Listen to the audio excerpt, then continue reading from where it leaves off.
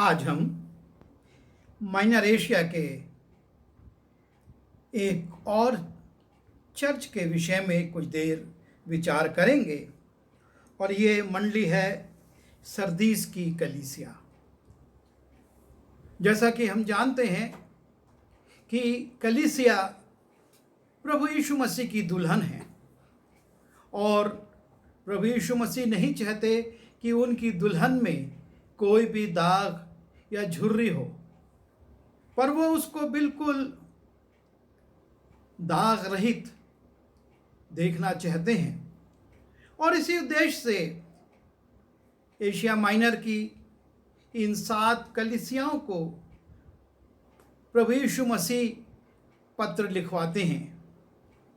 और पिछले दिनों में हमने 4 कलीसियाओं के विषय में देखा था और आज हम 5वीं कलीसिया सरदीस, जो तुर्की के मनीसा प्रांत के पश्चिम में स्थित थी और आज इस स्थान को एक अलग नाम से जाना जाता है और वो है सारत। पहले ये सरदीसी कलीसिया कहलाती थी, पर ये शहर 19 अक्टूबर 2005 से सारत नाम से जाना जाता है। और इसका अर्थ शाब्दिक अर्थ तो नहीं, लेकिन भावार्थ में जो लगाया जाता है और वो है खुशी का गीत जो कि बना रहता है या कुछ नया। इस प्रकार से इस शब्द का सरदीस का अर्थ निकलता है। और ये शहर 1402 में नष्ट कर दिया गया था। अभी ये है और इसको सारत नाम से जाना जाता है, लेकिन जो सरदीस था, शहर था, नगर था, वो नष्ट कर दिया गया 14वीं शताब्दी में। और बहुत सारी इसमें हानि की बातें हुई, क्योंकि ये एक बहुत महत्वपूर्ण नगर था और ये कहा जाए कि लुदिया के प्राचीन साम्राज्य की ये राजधानी थी और ये एक महत्वपूर्ण शहर था सरदीस। और इस कलीसिया को परमेश्वर का आत्मा पत्र लिखता है कि सरदीस की कलीसिया के दूत को ये लिख। जब हम प्रकाशित वाक्य उसके 3 अध्याय के पहले 6 पदों को देखते हैं, उसमें ये पत्र पाया जाता है। और कलीसिया को परमेश्वर का दूत जो बातें लिख रहा है, बोल रहा है, और वो है जिसके पास परमेश्वर की 7 आत्माएं और 7 तारे हैं। परमेश्वर की 7 आत्माएं और 7 तारे हैं। और जब हम प्रकाशित वाक्य उसके पहले अध्याय के 4 पद को देखते हैं, वहाँ पर लिखा है, यूहन्ना की ओर से आसिया की 7 कलीसियाओं के नाम उसकी ओर से जो हैं और जो था और जो आने वाला है, और उन 7 आत्माओं की ओर से जो उसके सिंहासन के सामने हैं। अर्थात परमेश्वर के सिंहासन के सामने जो 7 आत्माएं हैं। और जब हम इसी पहले अध्याय के 16वें पद को देखते हैं, वहाँ पर लिखा हुआ है, और वो अपने दाहिने हाथ में 7 तारे लिया हुआ है। उसके हाथ में 7 तारे हैं और ये 7 आत्माओं और 7 तारों का धारण करने वाला, अपने पास रखने वाला प्रभु यीशु मसीह सरदीस की कलीसिया से कहता है। वो उसको पत्र लिखवा रहा है और वो कहता है कि मैं तेरे कामों को जानता हूं। कलीसिया जो भी कार्य करती है, परमेश्वर उसको देख रहा है। प्रभु यीशु मसीह उनको देख रहा है, जांच रहा है, परख रहा है। और इसलिए वो इस कलीसिया से क्योंकि प्रेम करता है उसको सावधान कर रहा है, उसको पत्र लिखवा रहा है और कहता है कि तू जीवता तो कहलाता है पर है मरा हुआ। हे सरदीस की कलीसिया, मैं तेरे कामों को जानता हूं, तू जीवता तो कहलाता है पर है मरा हुआ। यह कलीसिया भौतिक रूप से बहुत एक्टिव थी, इसके बहुत सारे कार्य होते थे, लेकिन ये सारे बातें संसारिक थी और इसलिए वो कहता है कि तू जीवता तो कहलाता है। तेरे अंदर बहुत सी गतिविधियां देखी जाती हैं, बहुत से ऐसे कार्य देखे जाते हैं जिससे संसार के लोग प्रभावित होते हैं, जिससे साधारण लोग प्रभावित होते हैं, लेकिन परमेश्वर की दृष्टि में तू मरी हुई है। आत्मिक रूप से तू मरी हुई है। जिस प्रकार से शारीरिक रूप से आदम हवा फल खाने के बाद नहीं मरे थे, लेकिन आत्मिक रूप से मरे हुए थे, मर चुके थे, और उन्हीं को जीवित करने के लिए, उन सारी बातों को ठीक करने के लिए प्रभु यीशु मसीह का आगमन हुआ था और उन्होंने इस पृथ्वी पर बालक के रूप में जन्म लिया और फिर सेवकाई करी और उस कार्य को पूरा किया। और यहाँ पर सरदीस की कलीसिया से भी ये कहा जा रहा है, तू जीवता तो कहलाता है, संसार की दृष्टि में तू जीवित है, बहुत एक्टिव है, लेकिन परमेश्वर कहता है कि तू मरा हुआ है। हमारे काम संसारिक हैं या भौतिक हैं या आत्मिक हैं, परमेश्वर को भाने वाले हैं या नहीं हैं। इन बातों को चाहे वो सरदीस की कलीसिया हो और चाहे वो वर्तमान समय की कलीसियाएं हों, बहुत सारी गतिविधियां हो रही हैं, बहुत सारी बिल्डिंगें बनाई जा रही हैं, बहुत सारी सज्जा के काम किए जा रहे हैं, नाना प्रकार के त्यौहार मनाए जाते हैं, नाना प्रकार के भोज होते हैं, गतिविधियां होती हैं, लेकिन सब कुछ मानवीय बुद्धि से, मानवीय शक्ति से और मानवीय दृष्टिकोण से हैं। परमेश्वर क्या चाहता है, इस बात पर किसी का ध्यान नहीं जाता। और इसलिए सरदीस की कलीसिया को भी और वर्तमान की कलीसियाओं को भी परमेश्वर का आत्मा कहता है कि तू जीवता तो कहलाता है परंतु मरा हुआ है। और तब तीसरे अध्याय के दूसरे पद की पहली लाइन को हम जब देखते हैं, वहां पर लिखा है, जागृत रहे और उन वस्तुओं को जो बाकी रह गई हैं और जो मिटने को थी उन्हें दृढ़ कर। जागृत रहे पहली बात, और दूसरी बात, उन वस्तुओं को जो बाकी रह गई हैं। कुछ ऐसे आत्मिक कार्य हैं जो कि पूरे नहीं हुए हैं, और यदि वो पूरे नहीं हुए तो मिट जाएंगे, क्योंकि अधूरे की कोई कीमत नहीं होती। और इसलिए आत्मा कहता है कि जो मिटने को थी उन्हें दृढ़ कर, वो जागृत हो। परमेश्वर ये चाहता है कि कलीसिया चैतन्य हो, जागृत हो। जब गतसमनी के बाग में यीशु मसीह अपने चेलों को छोड़ते हैं और उसके बाद पतरस और याकूब और यूहन्ना से एक काम सौंपते हैं, वो कहते हैं कि मेरे साथ जागते रहो। जब हम मत्ती उसके 27वें अध्याय के 38वें पद को देखते हैं, यीशु मसीह चेलों को कोई भारी काम नहीं दे रहे हैं, सिर्फ एक काम दे रहे हैं कि मेरे साथ जागते रहो। और इसमें भी चेले असफल हो जाते हैं।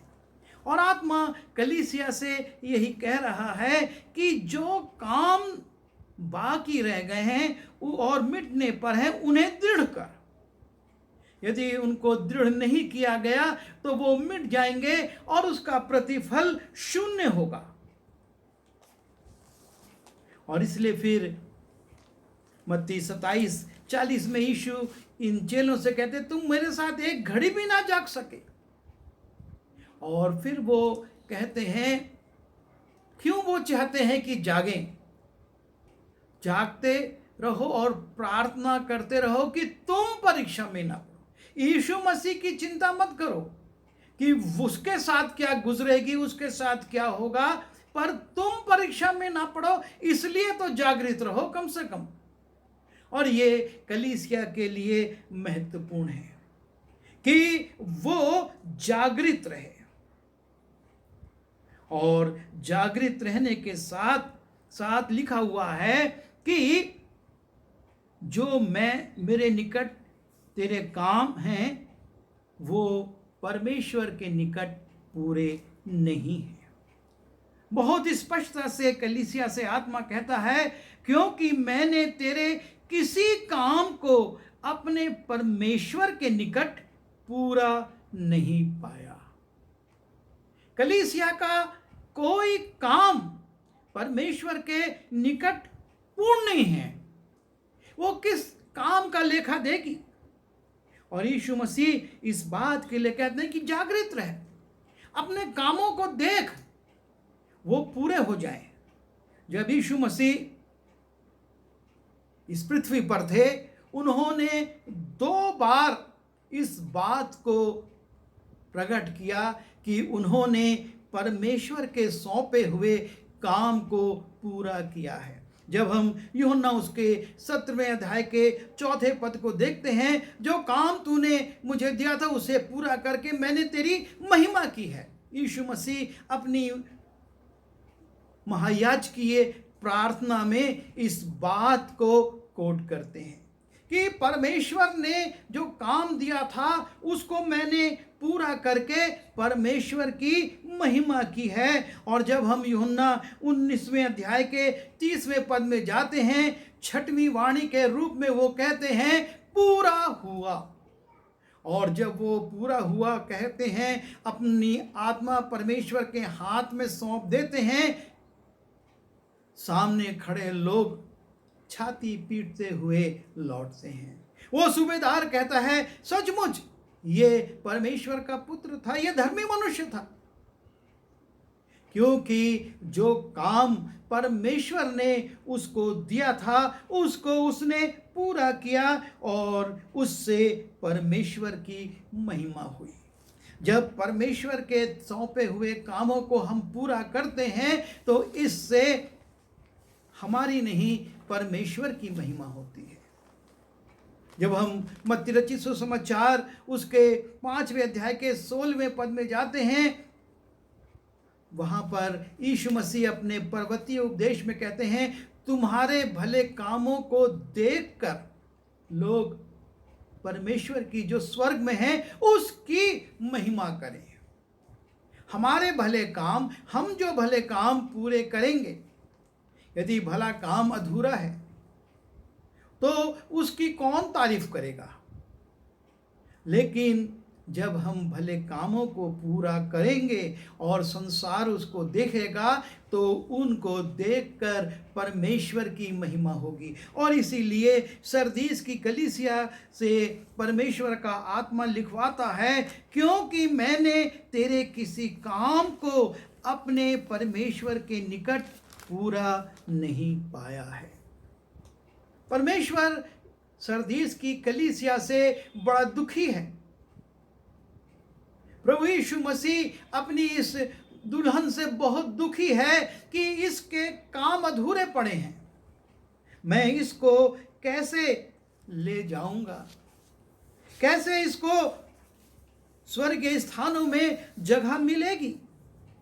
और तब प्रकाशित वाक्य उसके 3 अध्याय के 3 पद में लिखा, सोचेत कर कि तूने किस रीति से शिक्षा प्राप्त की और सुनी थी और उसमें बना रहे और मन फिरा।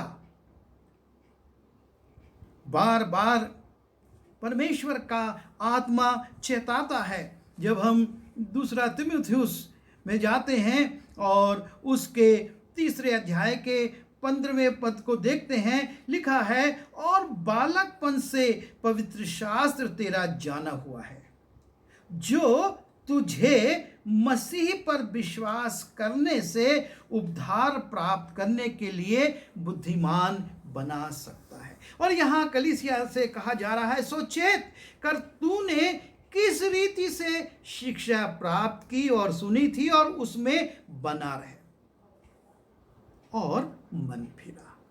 जो शिक्षा बालकपन से तुझको दी गई उसमें तू अब बढ़। प्रभु यीशु मसीह पर विश्वास करने से उद्धार प्राप्त करने के लिए बुद्धिमान बना। और तब आगे लिखा है कि क्योंकि परमेश्वर का जन सिद्ध बने और हर एक भले काम के लिए तत्पर हो जाए। ये बालकपन से जो पवित्र शास्त्र सिखाया जाता है, शिक्षा दी जाती है, उसका उद्देश्य ये है, मैं सीधे 17वें पद को पढ़ रहा हूं, ताकि परमेश्वर का जन सिद्ध बने और हर एक भले काम के लिए, हर एक भले काम के लिए तत्पर हो जाए। परमेश्वर ये चाहता है कि आपके और मेरे भले काम पूरे हों, हम उसको पूरा करने में तत्पर हो जाएं। और तब लिखा है कि और यदि तू जागृत ना रहेगा तो मैं चोर की नाई आ जाऊंगा और तू कदापि ना जान सकेगा कि मैं किस घड़ी तुझ पर आ पड़ूंगा। चिताया जा रहा है, बताया जा रहा है, कमजोरी बताई जा रही है, कहां पर निर्बलता है, कहां पर कमजोरी है, क्या काम तेरे कोई काम पूरे नहीं हो रहे हैं। और इसलिए अब जबकि सब बता गया है और तू जागृत ना रहेगा, उसके बावजूद भी तू चैतन्य नहीं होगा, तो प्रभु यीशु मसीह ने जैसा कि मत्ती में और अपने लूका रचित सुसमाचार में कहा है कि वो अचानक आ जाएगा। जब हम मत्ती रचित सुसमाचार उसके 24वें अध्याय के 44वें पद को देखते हैं और लूका रचित सुसमाचार उसके 12वें अध्याय के 40वें पद को देखते हैं, यीशु मसीह कहते हैं, जब तू सोचता भी ना होगा उस घड़ी में आ जाऊंगा। और इसलिए वो चेतावनी देता है। जब हम प्रकाशित वाक्य उसके 16वें अध्याय के 15वें पद को देखते हैं, वहाँ पर परमेश्वर एक चेतावनी को भी प्रकट कर रहा है, उसके आगमन की चेतावनी जो कि कलीसियाओं को दी जा रही है। और वहाँ पर वो कहता है 16 के 15 में कि देख मैं चोर की नाई आता हूं। देख मैं, हमने मत्ती रचित में और लूका में भी यीशु मसीह की इस बात को देखा, और अब प्रकाशित वाक्य उसके 16वें अध्याय में भी लिखा है, देख मैं चोर की नाई आता हूं। और तब धन्य है वो जो जागता रहता है और अपने वस्त्र की चौकसी करता है। वो धन्य है जो जागृत रहता है, वरना क्या होगा, वो वस्त्र चुर जाएंगे और लोग उसका नंगापन देखेंगे। लिखा है कि ना अपने वस्त्र की चौकसी कर कि ना नंगा फिरे और लोग उसका नंगापन ना देखें। हमारी वस्त्र विहीनता अर्थात हमारी अधार्मिकता प्रकट हो जाएगी। और इसलिए ये ज़रूरी है कि हम जागृत रहें, हम चैतन्य रहें और हम सावधान हो जाएं कि प्रभु यीशु मसीह आने वाला है, उसका आना बहुत निकट है। और वो जब आएगा और यदि सावधान नहीं रहे तो हमारे जीवन में बड़ी हानि आ जाएगी। लोग हमारी वस्त्र विहीनता देखेंगे कि हम तो धार्मिक चोला पहनते थे, पर सच्चाई क्या है? वो चोर की नाई वो खामोशी से बड़ी शांति से आ जाएगा। और इन 6 पदों में 3 पद में परमेश्वर सरदीस की कलीसिया की निर्बलताओं को बताकर चेतावनी देता है, और तब आगे 4 पद से वो कुछ बात को कहता है कि तेरी कलीसिया में कुछ लोग, अर्थात परमेश्वर कलीसिया के व्यक्तिगत लोगों को भी देख रहा है, और लिखा है, पर हाँ सरदीस, मैं तेरे यहाँ कुछ ऐसे लोग हैं जिन्होंने अपने वस्त्र अशुद्ध नहीं किए। पूरी कलीसिया को चेतावनी दी जा रही है, लेकिन उस कलीसिया में कुछ लोग ऐसे हैं जिन्होंने अपने वस्त्र मैले नहीं किए हैं, अशुद्ध नहीं किए हैं। और ये बहुत गंभीर बात है। कलीसिया की स्थिति फर्क है, लेकिन कुछ लोग चैतन्य हैं, कुछ लोग सावधान हैं, और वो अपने जीवन में उन कमजोरियों को, उन निर्बलताओं को, उन पापों को जो कि उस क्षेत्र के थे आने नहीं दे रहे हैं, जिन्होंने अपने वस्त्रों की रखवाली की है, जिन्होंने अपने अपने वस्त्र अशुद्ध नहीं किए हैं, ऐसे लोग हैं।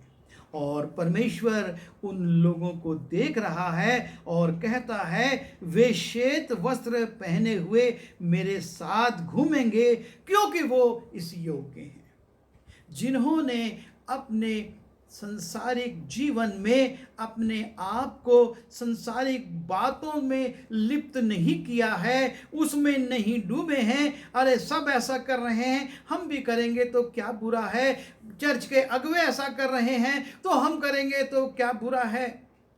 लेकिन आत्मा उनको देख रहा और कहता है, कुछ लोग ऐसे हैं जिन्होंने अपने वस्त्र अशुद्ध नहीं किए हैं, और इसलिए वे अपने श्वेत वस्त्र को पहनकर यीशु के साथ घूमेंगे।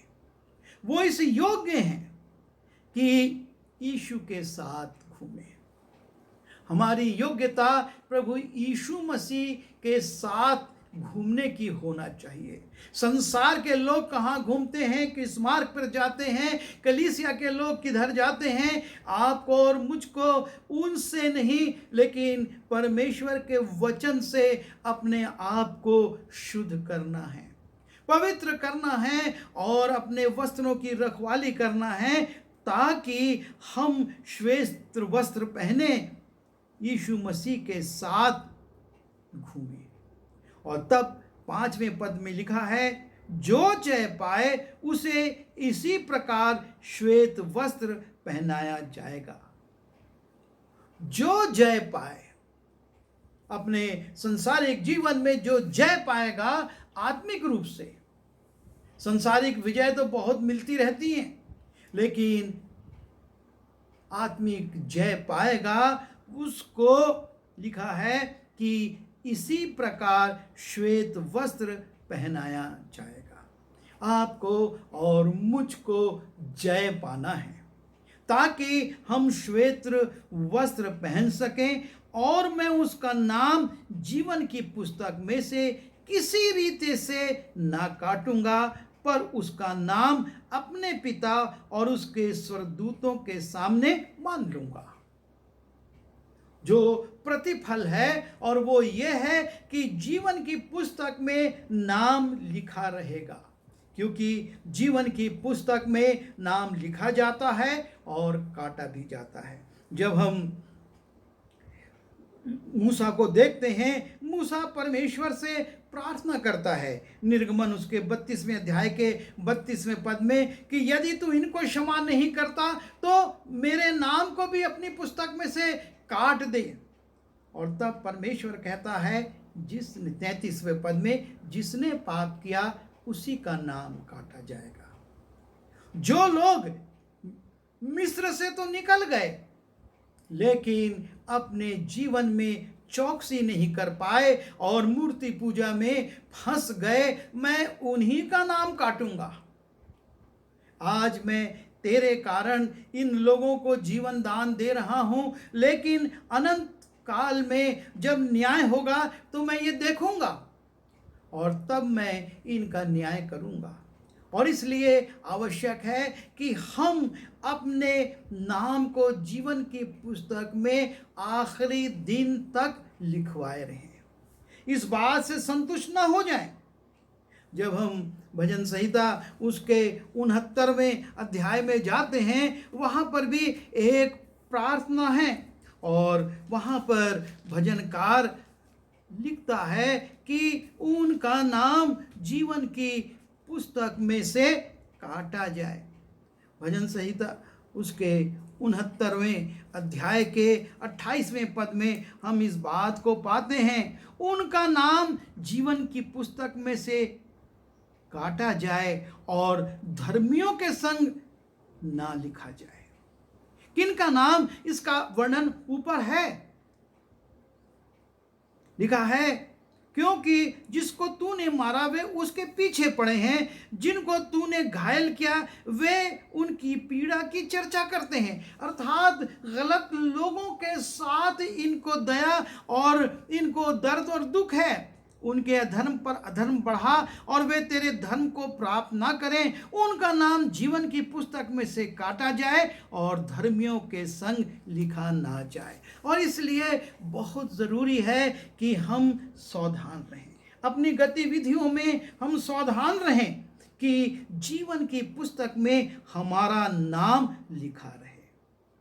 जीवन की पुस्तक में से मैं किसी रीति से ना काटूंगा, पर उसका नाम अपने पिता और उसके स्वर्गदूतों के सामने मान लूंगा। यीशु मसीह ने यह कहा कि यदि तुम संसार में मुझको मानोगे तो मैं भी स्वर्ग में पिता के सामने तुम्हारे नाम को और स्वर्गदूतों के सामने तुम्हारे नाम को मानूंगा।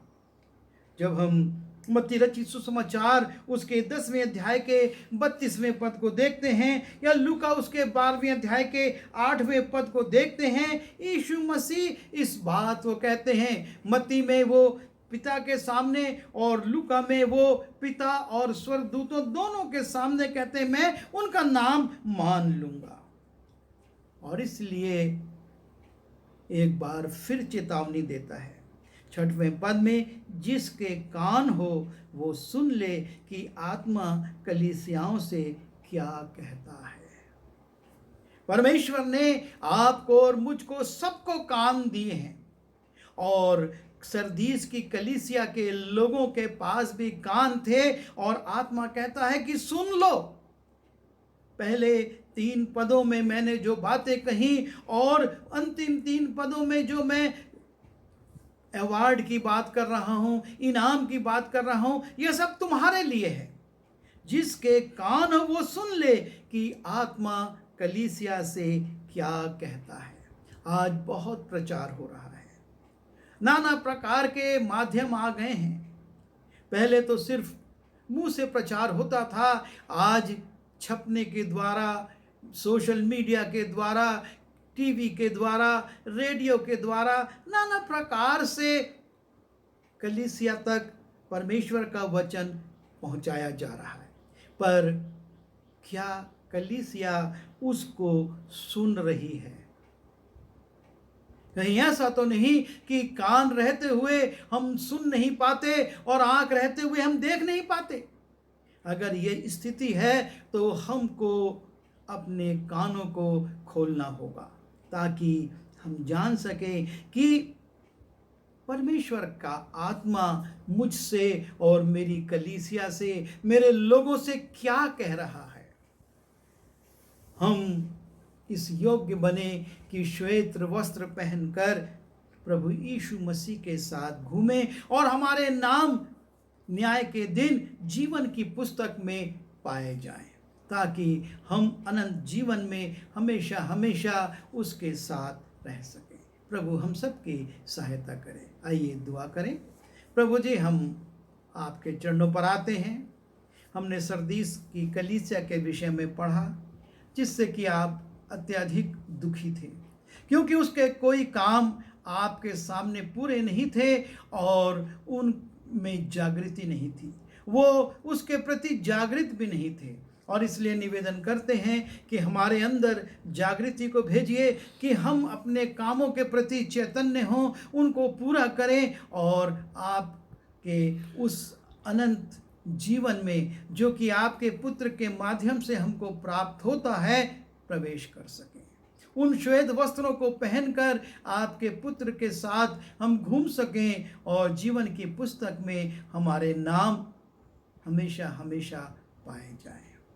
सबकी सहायता करें और सबको यह अनुग्रह दें कि वो जागृत रहते हुए अपने कार्यों को, दायित्वों को पूरा कर सकें। विनती यीशु के नाम से मांगते हैं, आमीन।